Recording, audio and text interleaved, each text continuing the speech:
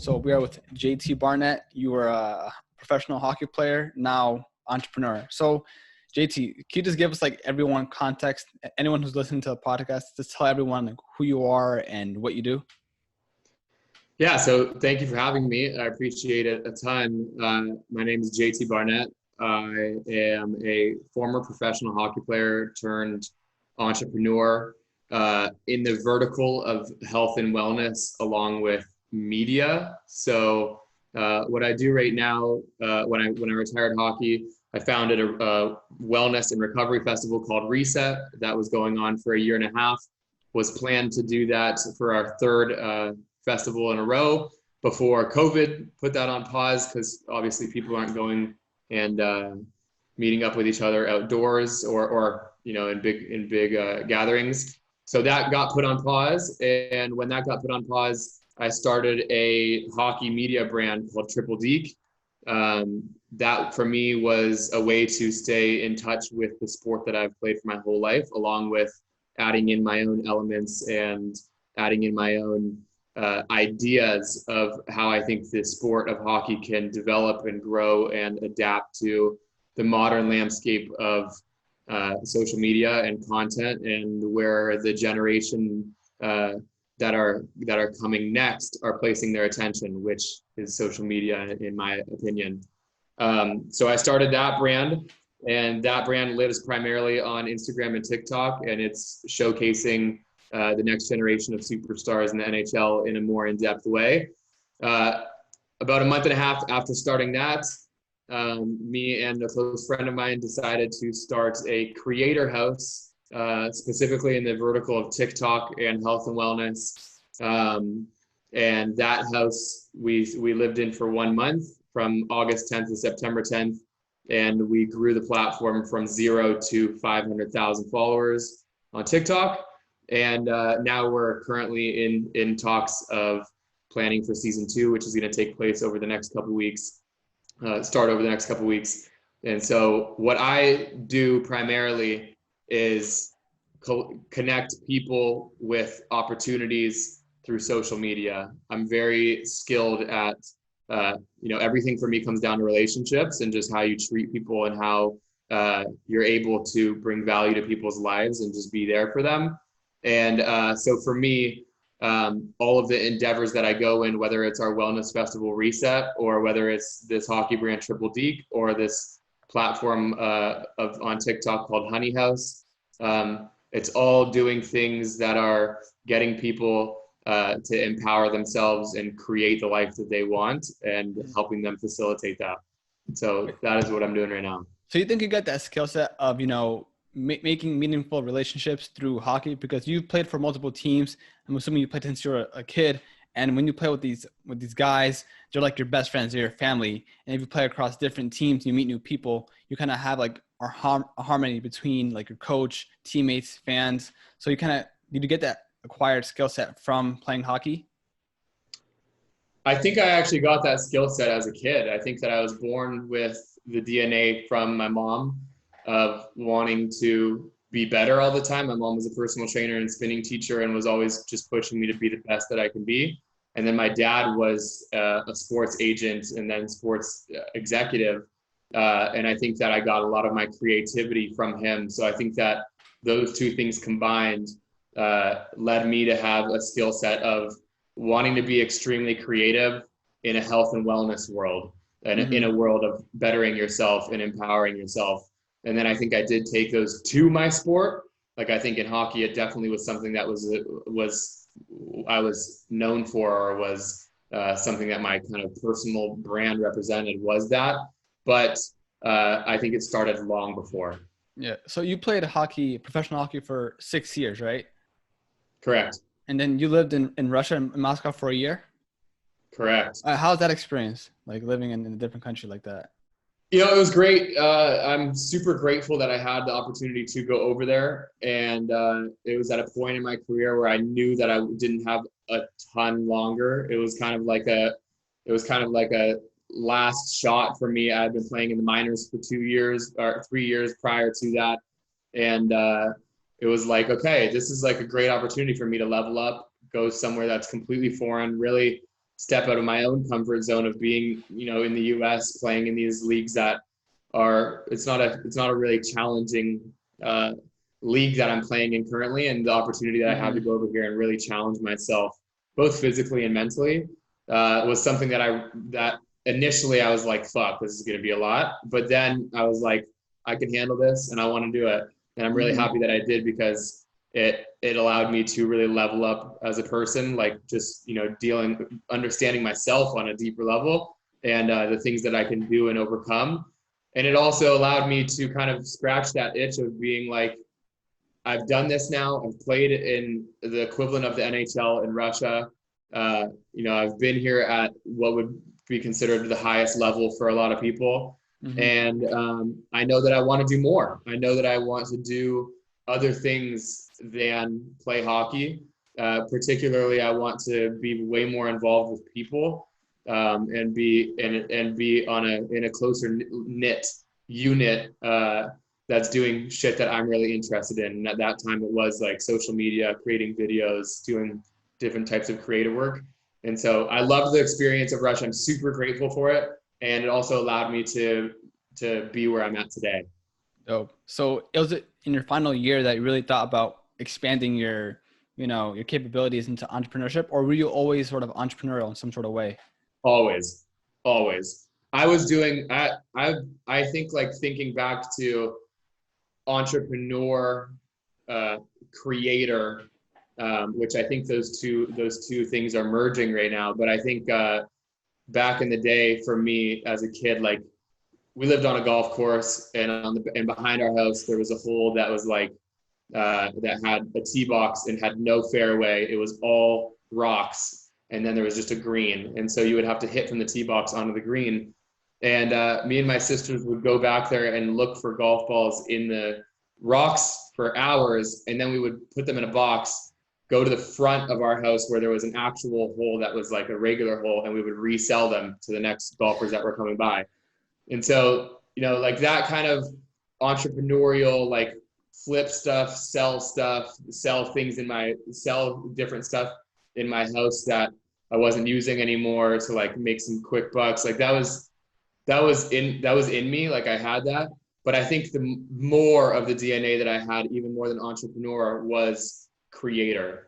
Like, I was making mixtapes for my friends. I was using LimeWire. I was then creating.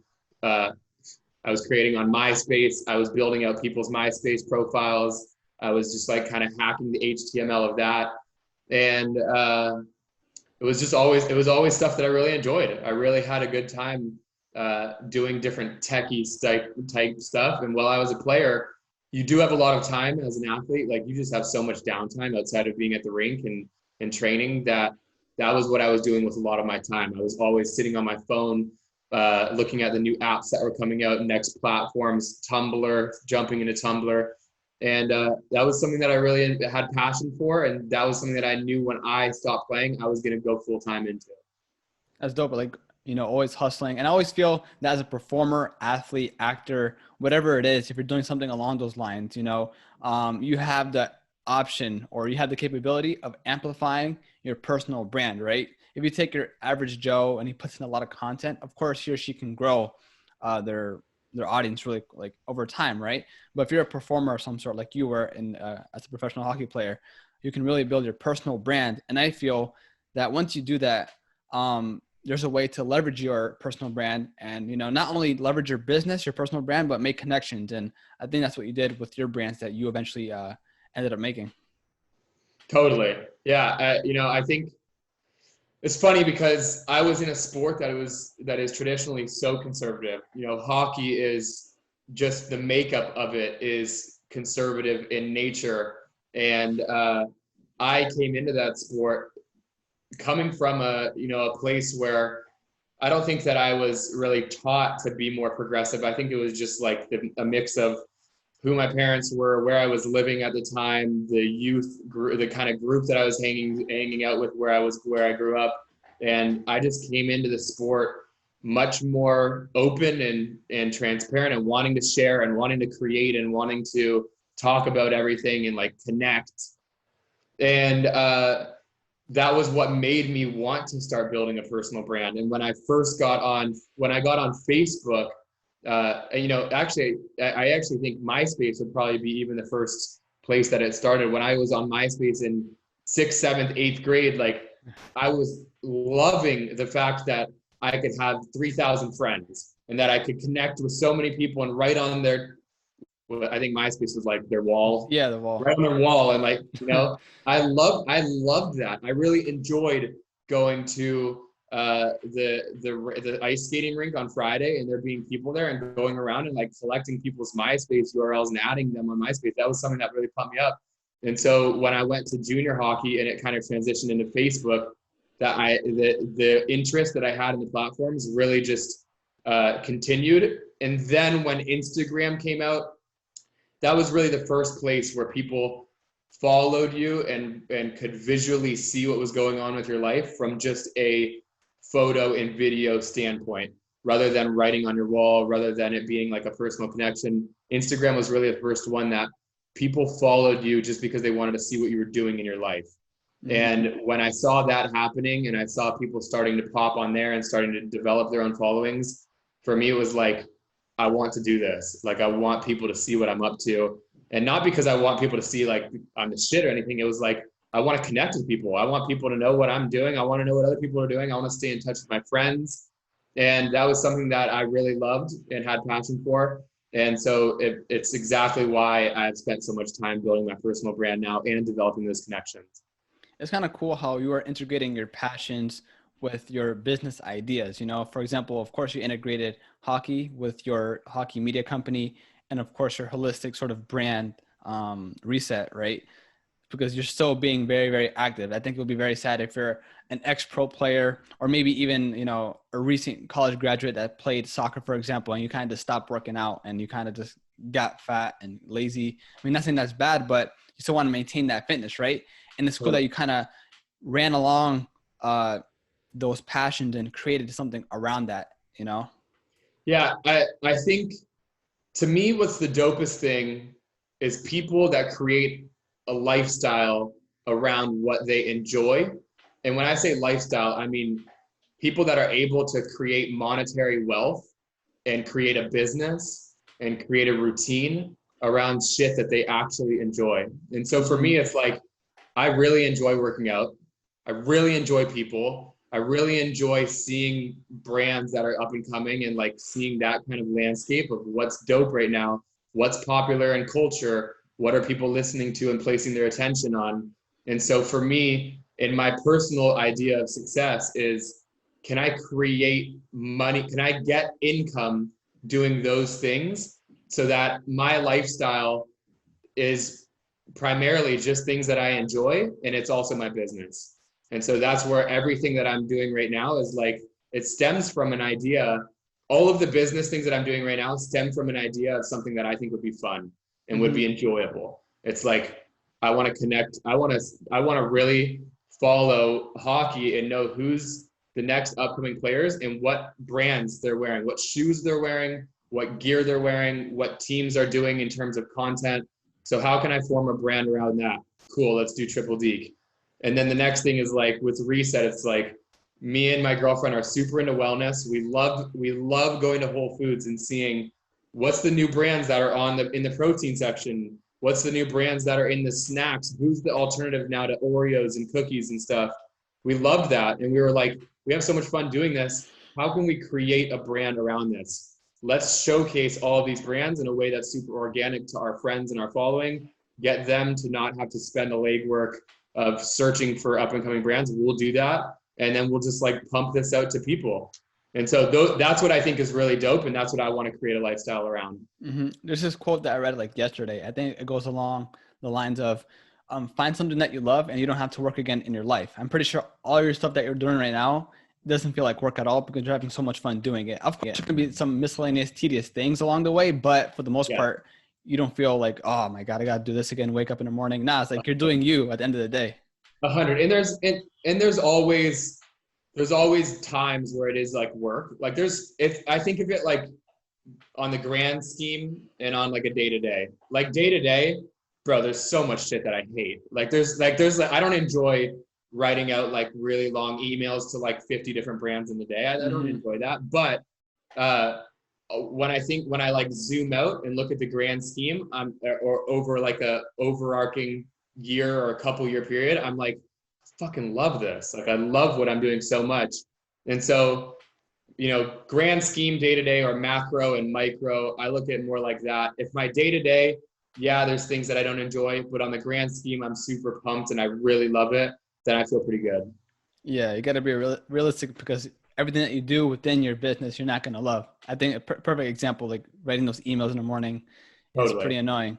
But I'm kind of interested, like, what was your business model for Reset? You said it was a pop-up event around brands that have to do with like health and fitness, right? So was it just, you did it in the summer? Was it one time a summer or a couple of times? And how did you kind of contact brands and formulate a business model around that? Like what's the incentive for these brands? Yep. So what Reset is essentially a marketing campaign for each brand. Okay. Where they get to come to our festival, and for a full day, they get to shoot content with the top 50 to 100 wellness influencers. So key players in their industry. They get to shoot as much content as they want with those key players. They also get to meet face to face those people and develop relationships with them in real time.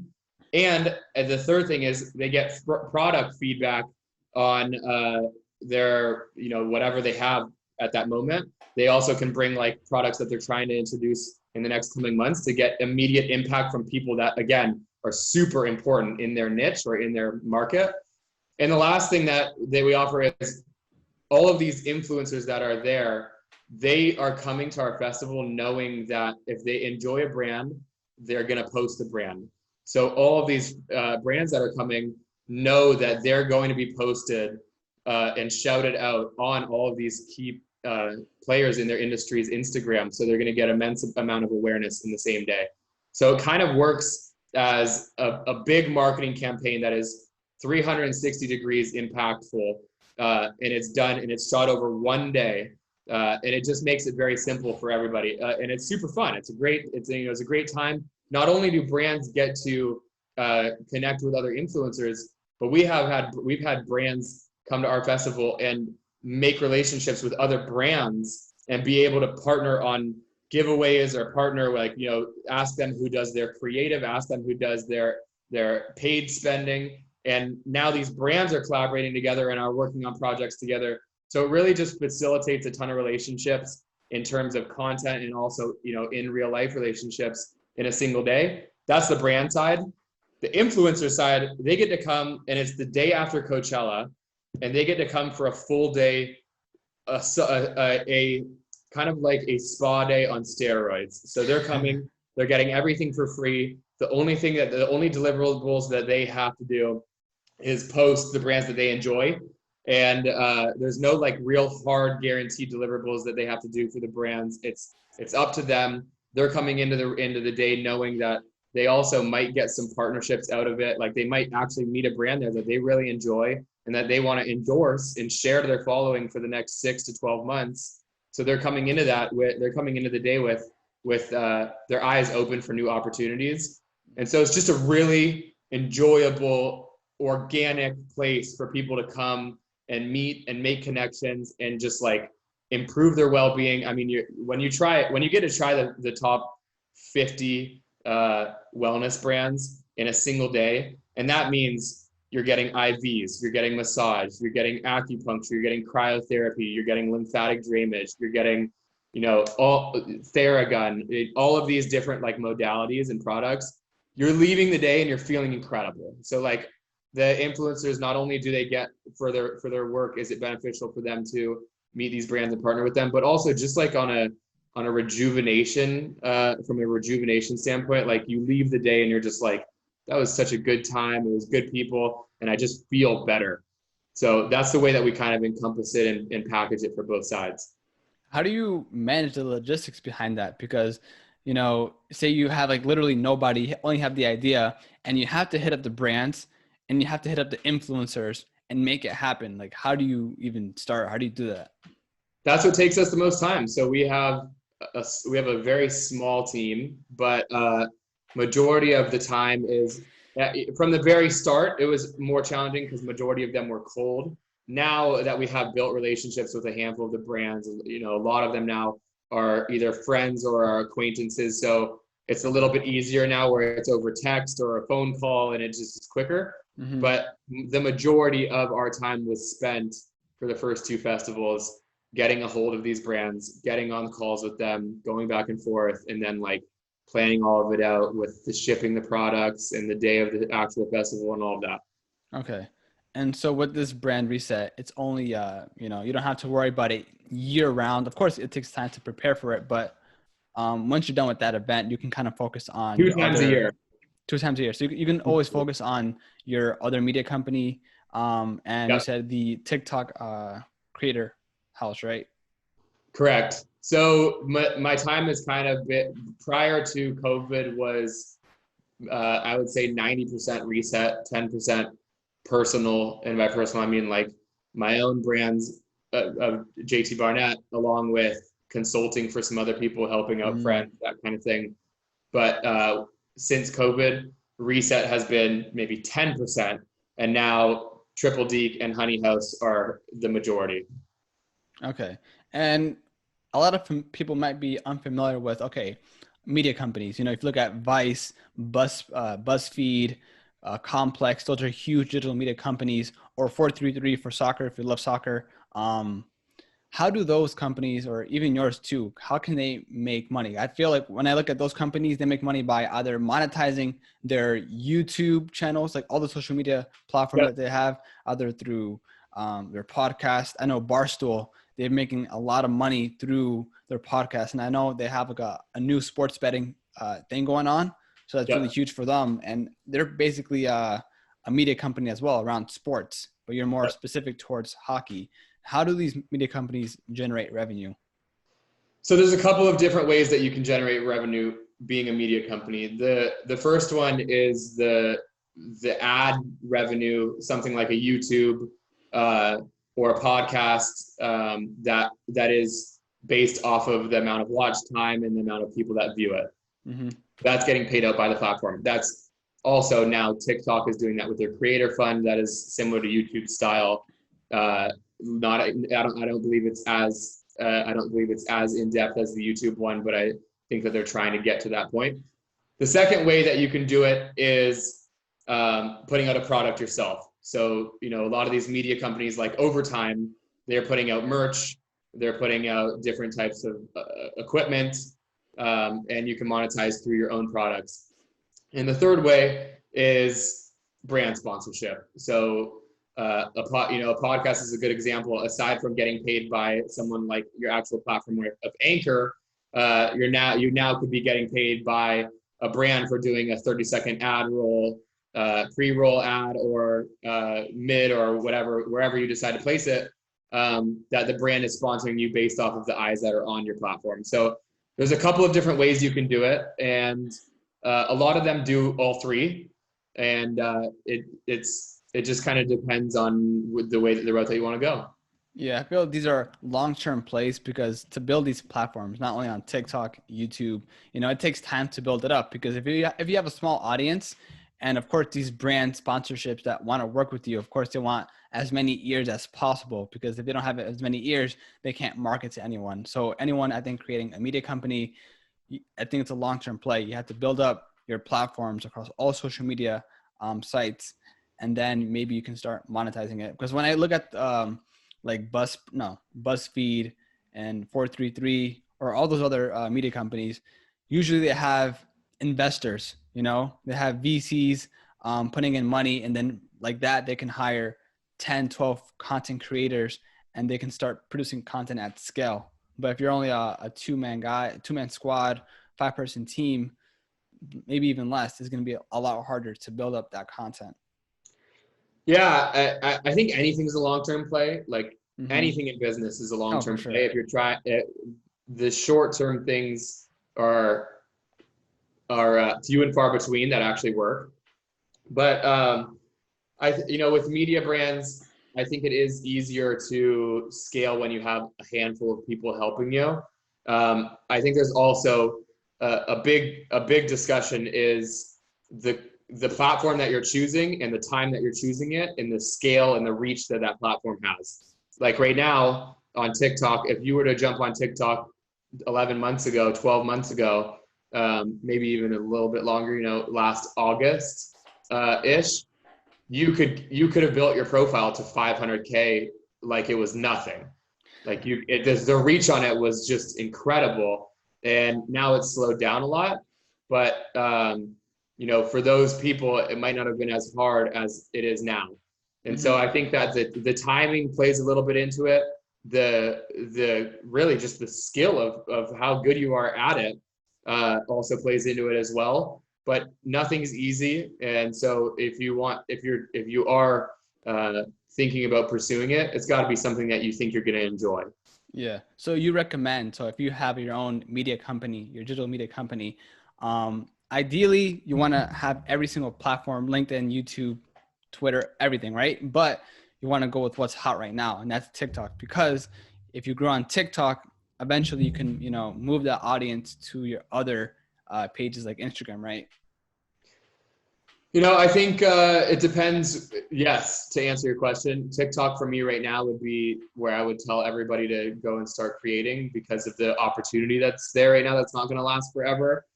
But if it's not, if for you, you feel much more comfortable creating written content, then I'm not going to tell you that TikTok is the play. Maybe Twitter, maybe something like LinkedIn. I think it comes down to what do you feel you're good at and feels natural to you and feel like you enjoy, and then what's the best platform for that type of medium. And so if it is video, then please go on TikTok. If it's not video, then and you feel good with something else. If you feel like you're somebody that feels really good just speaking, but you absolutely cannot stand having your face being on video, dude, go do a podcast. Like that's for sure the route. It just kind of comes down to what the person's into. Yeah, I mean, you can always do a podcast without the video too if you're kind of camera shy. Totally. Just do audio. So I had to ask this question. So because you love hockey and you have a media company around it, and now that sports cards are becoming a huge thing, everyone's like talking about it at this point in time. Is that something that you think that you like to kind of cover or kind of pursue, of like investing in hockey?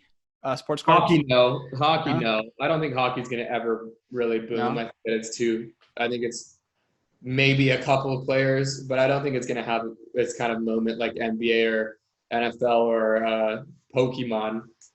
But I'm intrigued. I am intrigued with like the whole sports card movement right now. It's definitely having a moment. It's definitely like hot right now. To be honest, just don't have time to like really pay attention to it right now. Or it's not that I don't have time. It's not a priority for me right now. So I haven't spent too much time in it. It's frustrating because I had an entire box of probably 10,000 Pokemon cards that were in great condition that my mom gave away maybe 5-6 years ago because they were just sitting collecting dust. I was super into Pokemon as a kid. And now seeing on Instagram that like holographic Charizards are going for like $15,000 is pretty crazy. But at the same time, it's not something for me that I'm like, oh my gosh, I need to jump on this right now. I don't get it. I don't ever get like that. The whole, like, it's a very similar feeling to me right now as the blockchain kind of thing and getting Bitcoin and getting Ethereum when it first was hot. To me, I've never been somebody that when something like that happens, I rush to it. I'm a little bit more like methodical and planned out. And if it's not a priority for me, then I tend to just kind of like pass on it. And so right now the sports cards don't feel like it's a priority for me. No, I definitely feel that. The only time where I felt like, okay, I got to get in on this was TikTok back in March because, see, that's a different thing for me. And that's a different thing for me because I think, it doesn't cost anything. It doesn't cost. Just your time. Just your time. It's just your time. So, like the sports card thing, it's like, it's time to understand it. And money. But it's also an investment monetarily to actually acquire cards that will then, appreciate. And I think it's the same thing for Bitcoin for me. It's like at first I got to really understand what I'm putting this into, and then I got to actually, invest my own money into this. And so I'm like that at that point, I'm like, ah. But for something like TikTok, it's like, okay, if I can understand this, all I need to do is just put some time into it. I don't have to actually pay for anything. If I can come up with content that I could put onto this platform, then all I need to do is create. And for me, that's super interesting, which is why every platform that comes out, I'm really interested in and intrigued in. And maybe I'll get to a space where when a platform comes out and I feel super pumped about it, like TikTok, and it's on an even like earlier stage, maybe I will get to the point where I'm like, I want to invest my money into this because I believe in it. But right now I'm still at the point where I'm like, I just want to understand this platform, build on it, and then see where it goes. So are you always on the app, like on looking at apps and see what's hot and then downloading these apps and then utilizing them? Because I remember when TikTok was about to be banned, I downloaded like Dub Smash, Triller, and I think it was Instagram's equivalent of TikTok. It wasn't Reels, but it was an independent app. I forgot it was called, I think it was called Lash. And I tried all those out for Lasso. Lasso. And I tried all those out. I think that I jump on things when I see other people around me have interest in them. Like, I don't think that I jumped on Triller. I mean, I did like download it and like checked it out and like posted on it to just like see how the creative on it works and how the distribution on it works. But because I don't know one person in my life that has said a word about them viewing Triller, I know that it's not into the collective headspace where people are thinking on a day-to-day about spending time on Triller. And I know that. When TikTok for me, when I really started to spend time on it, was when I had friends from Arizona and friends in Los Angeles that aren't in the social media world that sent me links to a TikTok, or that told me I saw this guy on TikTok, or have asked me, like, I've been seeing, when they start talking about TikTok is when I know, okay, this is time where really needs to be invested in. And I'm usually a little bit before that. I'm usually like, I usually hear from people that are super into social media, the people like Gary Vee, the people like social media managers that are like always on new and emerging platforms. And I listen to them talk about them. And so I'll check it out when it's really, really early, but I don't start investing my time until I feel passionate that it's going to be something that everybody's going to use. Yeah, that makes sense, because if you're, of course, you can have the advantage of being, the first movers, or I forgot the term, but if you go on that platform first, then you have the advantage of growing on it the fastest, right? What's a perfect example of that right now is Twitch. Twitch? I personally, aside from the gaming community, I personally don't know anybody that spends any time on Twitch. So for me right now, I'm like, I know that my community is not there right now, and I don't know, and I haven't had any inclinations or feelings that my community is going there in the very, very immediate future. So I'm not putting my time there. If today someone hits me up and is like, so-and-so has been streaming on Twitch for the last week straight and they're just streaming their life, I probably will download Twitch, and if I see it and enjoy it, I'll probably start streaming every day. But it has to hit like a tipping point for me to be like, this is going to work. People are going to do this. I want to do it now. I mean, maybe it can be worth just like experimenting. Maybe you can be playing NHL, like the newest video game, and then literally talking about the latest game or latest transfer news or whatever it is. And if it doesn't work after a week or a month, then you kind of just call it quits. But then again, you probably have a lot of other things to focus on, and it's time consuming. If I was playing video games, I would. I went through a little bit of a Call of Duty NHL phase during quarantine, and while I was doing that, I was thinking like, damn, should I start streaming this? But again, for me, it was like, I don't think that video game streaming is something that I'm planning on doing long term at this moment. So I don't want to start investing into it right now. But again, bro, if somebody if somebody starts hosting a talk show on Twitch that I know is watching it, I'll jump on it. Like I'll start doing that. Yeah, I think that's a smart move too. But what's your overall ambition with your companies? Most specifically, Triple Deke. With Triple Deke, I want to change the way that hockey views personality and the way that hockey progresses as a sport that is popular in the culture today, in the modern day. So I want to help hockey be entertaining and interesting to the people that I hang out with right now that aren't interested in it. The same way that people are interested in basketball because they really enjoy Russell Westbrook on the Rockets and they really enjoy LeBron and everything that LeBron does with Uninterrupted and all of that. I want to be the brand that encourages players to develop their online presence and their personalities to further the game and to get the game in the hands of and eyes of more people. And I want to do that in a really kind and understanding and empathetic way of where the sport has been prior to and the heritage of it. And I want to just build on that. That's Triple Deke. Now, do you think hockey is like, I don't want to be rude here, but you think hockey is like a dying sport and you're trying to like boost it up, make it more popular? I think dying is strong. I would say losing steam for people under the age of 40. Okay. I think it needs some life breathed into it. I think it needs some youth and some energy and some life.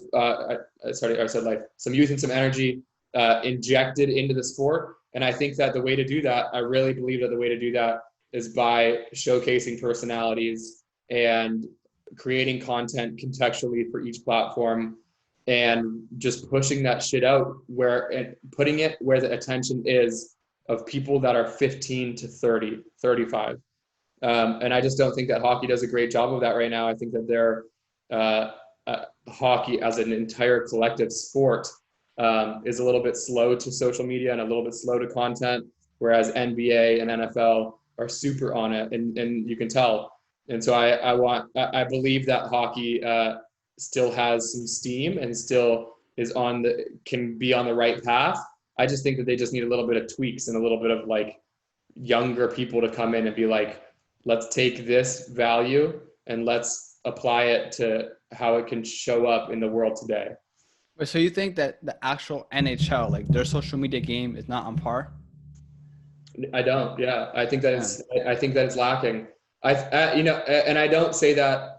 I say that with kindness because I know that they've come a long way in the last 5 years than where they were before. But I think that the overarching idea of marketing in the NHL has a long way to go and is not looking at where people that are under the age of 40 are placing their attention and the things that they're into. And that for me is they could go so much harder on content and they could go so much harder on endorsing the people and the personalities in their league, the way that the NBA do and the way that the NFL do. And when I say that, people are like, we don't want to change the league and have it be like the NBA. The NBA has no class. The NFL has no class. Other sports, soccer, MLS has no class because all these players have their own personal brands and they've built up their own entity and they have a lot of leverage. But I think you can do it in a classy way. I think that like the NHL could have 5 or 6 players that are under the age of 30, under the age of 25, that have a personality like LeBron, that put content out like LeBron, that want to do entrepreneurial endeavors like LeBron and spread the game and spread love, but also fucking be dope and make cool content and own their own businesses outside of their sport. I think that there's room there for both. And I think that there's players that would like to do that. And I just don't think that players are doing it enough. So I think that that's the next wave. Yeah, it would be cool if, one day, the NHL kind of they come across your content and they want to collaborate with you because of what you're doing and what you're trying to do? Bro, I think that would be something that I would be interested in. And I think that would be a really smart move for the NHL, because I know that I would do some cool shit. And I know that I would want to do it in a good way that would keep the reputation of the league, but would also adapt to what's culturally relevant, what's dope right now, and what would get the 15-year-olds to 30-year-olds in the building and following their pages. And I really think that that's something that would help the NHL. Now, what's your system in terms of creating all this content across, TikTok and Instagram? What's my strategy? Yeah, like, do you have a team of content creators, or do you have like your own schedule where you just sit down for the whole day and start churning out content, or what? It depends what it is. Like, we did have a part-time in-house videographer that would do all of our reset content and a lot of my own personal brand content. Me having a background of being a content creator native to iPhone, all of the workouts that I do, I create myself. All of the photos that I'm posting, I do myself or with my girlfriend. So that's all kind of done by me. The more in-depth kind of edits that are higher budget are usually done with a creator and myself. And then the vlogs are usually done with an editor, but I've edited my own vlogs. I edited my first 2 by myself. I spent the time, I did it so that I would really understand it more, so that when I am having a creator come in, an editor come in, I can speak the language more with him. But that, to me, that just comes down to time. Like, I actually enjoy the editing process. I have a background in music production, which is very similar to Ableton, is very similar to Adobe Premiere. So I know how the frameworking goes. But it just takes so long that I'm like, I don't have an interest in editing a full-length vlog for me right now. So I like to pass it off if I can. But for me, content is something that I hold at almost highest priority, aside from making ends meet with money so that I can afford to live the life that I live. But outside of that, if I'm not posting content on all of my brands, I'm like, something's wrong. We need to be doing it more. I just feel, at least for me, if you're working with multiple brands, including your personal brand, it must be mad hard creating content at scale for each individual entity. That's definitely a challenge, I think. Yes, 1000%. That's where I'm lucky now to have an intern that helps me with Triple Deke, and with Reset. We obviously do all of our own. In Honey House, we do all of our own. Honey House, the next season, will have an in-house editor that will help me with it, because it's just so time consuming, but it's so pivotal that it's like, you have to do it. So do either hire somebody or just spend the time doing it. And I don't have a problem with spending the time. It's just, if my time is better spent elsewhere, then I'll bring somebody in. Mm-hmm. Now, in terms of your personal brand, do you do any affiliate marketing, or do you have any like brand sponsorships? I do a handful. I only do the ones that I really care about. Like, I have a really hard time endorsing anything that if somebody showed up at my house, came in for a workout with me, and came up to me and said, "Hey, I bought this product from your page," or "I saw this on your page and I went out and got it and I didn't enjoy it," I would have a really, really hard time with that. And so the only things that I post on my page are things that I really care about. Okay. I do have a hard time also doing like discount codes and affiliate codes, just because I really don't want anybody to get the perception that I am trying to just sell on my page. Yeah. But that being said, if I care about something, I want people to know about it. I want to endorse it. And like something like this right here, the Whoop that I use constantly, the Whoop bracelet, that's a fitness tracker. Like, I love this thing. And so I want everybody to know about it. And if they approach me, the brand, and they tell me, "Look, we've seen you posting this a handful of times. We would love to actually have you as a partner," I'm so open to it, because I think that it's great. But I only do it for the brands that I really think are cool. Yeah, I think that makes sense, because you don't want to be a sellout. Of course, you can make more money promoting products that you probably don't enjoy using or believe in. But if you really stand strong for a certain brand, then it's more authentic, and you're not really being a sellout. You're kind of recommending something that you genuinely love, It's easy to, not easy. You can always go out and and create more income by working with more brands, it's very hard for you to gain back trust from a following when you lose it. Yeah, it's So all about trust. I would much rather not monetize anything and have my audience really fuck with every single thing that I say and post and do than be making $50,000 a month from a brand. But after that brand deal is done, my audience won't listen to a fucking word I say. Mm-hmm. So you believe that, you know, you could lose your brand equity if you keep on doing these sponsorship deals? No, I mean, I think that it depends. It depends on how you go about it and the brand and if you really believe in it. Like if I started posting brands that I really didn't care about or believe in, then yeah, I think that you can lose trust that way. I really do. Mm-hmm. If I care about it and I continue to post the brands that I care about, no, I don't think that I'll lose anything. Yeah. And I think people will kind of catch that too, you know, if you're kind of faking it. I think, but you could fake it, but over a long over a long period of time, I think people will start to catch that, and they'll be, hey, like, I know you just trying to tell me something at the end of Dude, the day. we're so in the time now where you can't bullshit. Like we're so past the time in the world of fake it till you make it. Like that does not fly at all Maybe anymore. short term, but if you keep on posting content, you're going to slip one day or another, you know, somehow subconsciously, I think, Totally. you know, eventually. People can see through the bullshit now. People know when other people aren't being authentic, and because there's so many options now, people want authenticity. And so when you're not being authentic, you're not building anything. Again, like you said, maybe in the short term, but the only people that you're fucking fooling are the people that are also losing. Mm-hmm. I remember I always say this. I spoke with a content creator. His name is Ryan McGinn through TikTok, right? And I was telling him, like, when I was growing my TikTok, I kind of had to amplify my emotions. And when looking back at it, I was like, you know, this is not really me. Like, to be honest, I'm really like a laid back, chill guy. I don't like to scream at the front of the camera. But I was kind of doing that to get more views for these videos, and I kind of cringe when I look back at it.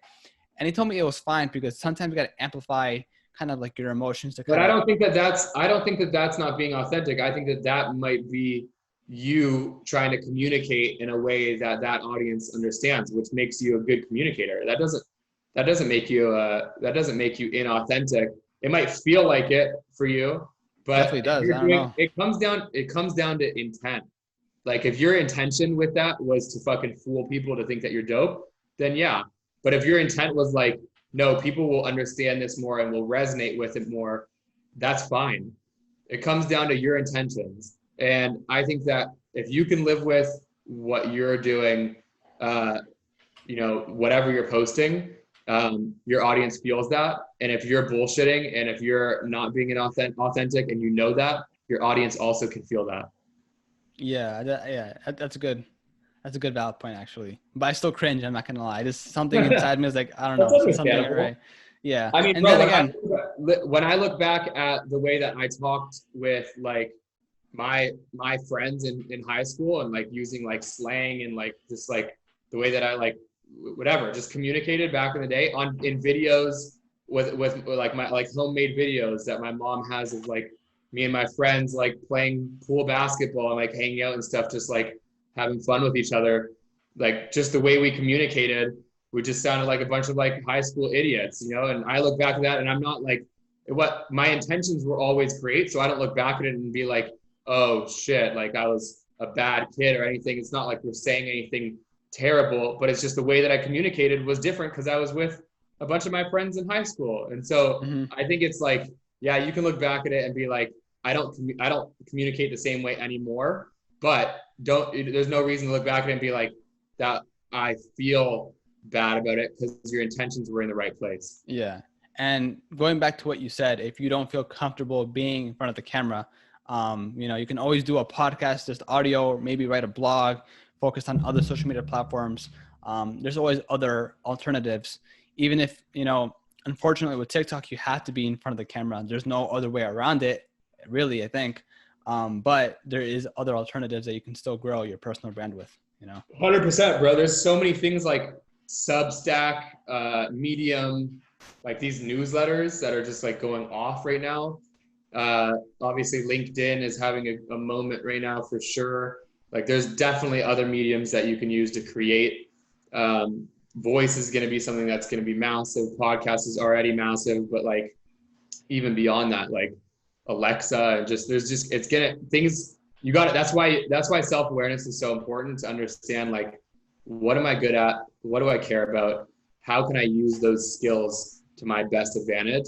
And that's where you find the medium that you go into. Yeah, definitely, bro. So JT, I don't want to take too much of your time here. So if people want to find you, hit you up, or find the brands that you are working on, where can they find that? So my personal Instagram is JT Barnett, and I would love anybody that listens to this to send me a message, tell me anything you took away, anything that I can help you with. And that's all of my platforms. For my personal ones is at JT Barnett with 2 T's. And then Triple Deke is at Triple Deke, Deke on Instagram and on TikTok as well. And then the content creator house is called Honey House, and that's on TikTok at Honey House. Dope. So I'll put all those in the show links. So if anyone's listening or clicks on a little tab, they can check those tabs out, or those links, and they can find it. Dope. So Thank you, bro. It was an honor having you on the show, bro. I really do appreciate it. Thank you so much. It was an honor for being here. Thanks, bro. So we'll keep in touch, all right? Sounds good.